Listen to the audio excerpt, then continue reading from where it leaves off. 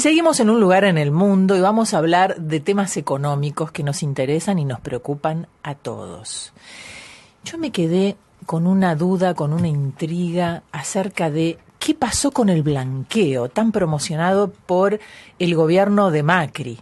Tanta gente que salió corriendo a blanquear todo lo que tenía en negro. ¿Realmente sirvió para reactivar la economía de la Argentina? ¿Realmente era cierto lo que decía el gobierno de que aquellas personas que tenían inversiones en los Estados Unidos deberían sí o sí blanquearlas porque si no, todo el mundo se iba a enterar? Estamos con un especialista en el tema, que lo hemos invitado para hablar de este y de otros temas más. Marcos Victorica es un economista muy destacado, argentino, que está en este momento aquí en Miami, y queremos preguntarle su opinión sobre esto. ¿Qué pasó con el blanqueo, Marcos? Bueno, Mercedes, lo primero que todo, te tengo que confesar mi sorpresa de volver a hablar de economía. Desde el año 2001 no hablaba de economía públicamente, porque no era políticamente correcto mi pensamiento. Entonces, pero bueno, la vida tiene sorpresas. Vengo a Miami a hablar de economía, cosa que no es para nada. Aparte de agradecerte la invitación al programa. Mira, el tema del blanqueo tiene varias facetas. Por un lado, del lado del gobierno de Macri fue una medida inteligente, brillante, para tratar de alguna manera lograr fondos para financiar el agujero terrible que heredó y para tratar de reactivar y de invertir cosas. Del lado de la gente que blanqueó, yo creo que el mismo gobierno hizo hábilmente una suerte de show del terror para gente no demasiado informada en los Estados Unidos. Aunque parezca mentira y pese a la globalización, la grieta de información, ya que está de moda la palabra grieta, es más profunda de lo que uno piensa. Yo me acuerdo cuando en la época de las Malvinas nos hicieron creer que le íbamos a ganar la guerra a los ingleses. Esto es parecido, o sea, los Estados Unidos, para empezar a hablar, por ejemplo, te voy a dar un dato que es novedad para seguramente el 99% de la audiencia. En los Estados Unidos la evasión impositiva no es antecedente de lavado de dinero. Te lo digo de vuelta, la evasión impositiva no es antecedente de lavado de dinero. Cosa que en la Argentina erróneamente lo hemos convertido en antecedente.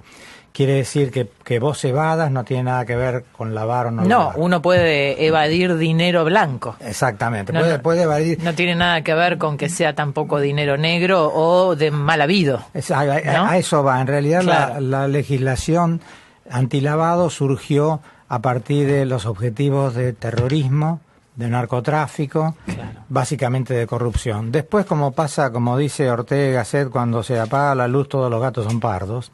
Entonces ahí se mezcló el tío Estado, que siempre quiere recaudar, y dijo, no, metamos evasión también. Claro. Cosa que los americanos inteligentemente no hicieron. Entonces esto explica un poco por qué de golpe Estados Unidos es un país donde en el fondo es el lugar más seguro para tener fondos que no son declarados en los países.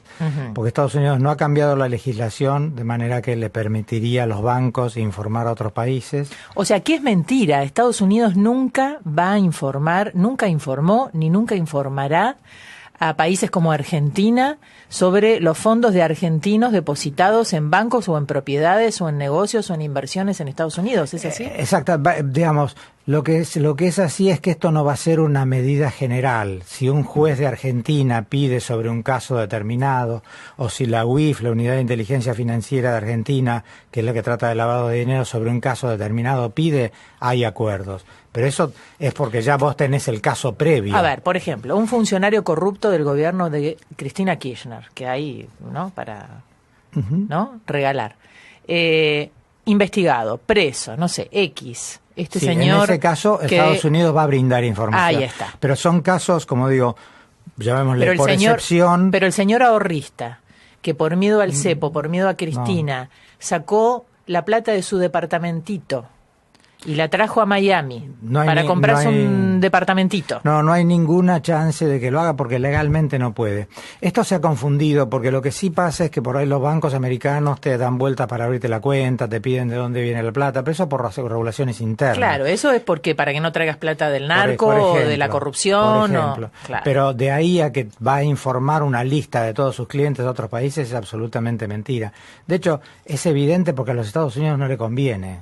O sea, y además sería ridículo pensar que Estados Unidos denuncia al gobierno de Maduro a un venezolano porque no le paga impuestos a Maduro, cuando Maduro lo que hace, o a Irán, o sea, es muy ridículo.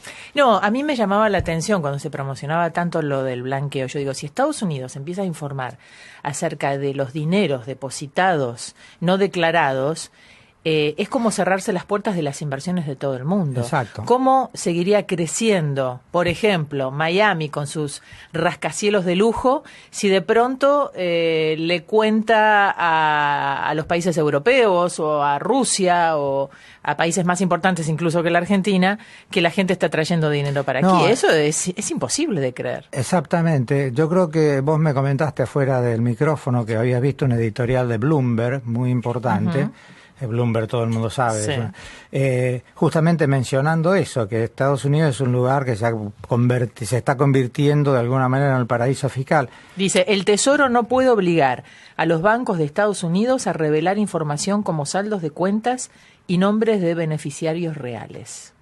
Eso lo dice Bloomberg. Exactamente. Con lo cual, digamos, no es necesario ahondar más. Sobre esto ha habido un montón de malos entendidos. Y por eso te digo, son dos temas distintos. ¿Será porque Obama quiso en algún momento hacer algo distinto a lo que hace Trump, por ejemplo? Es probable, pero hay que entender también que Obama es el presidente, o el mismo Departamento del Tesoro, que la mayoría de los acuerdos con Argentina son firmados con el Departamento del Tesoro.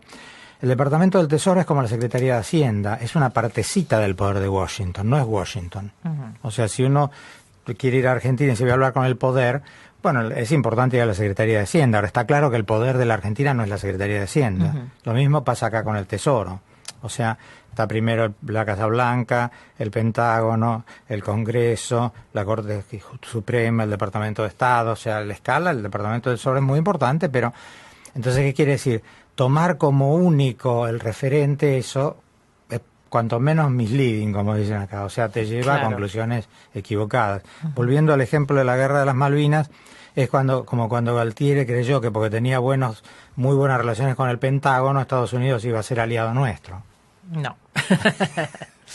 Todos sabemos lamentablemente cómo terminó la historia. Lo que me refiero es que, insisto, son dos cosas distintas. Macri estuvo muy hábil en aprovechar la situación. Claro. La realidad en Estados Unidos es otra, y esto lo que creo que más marca es la grieta de información que hay entre la percepción que muchas veces tenemos en Argentina de cómo funciona Estados Unidos y Estados Unidos.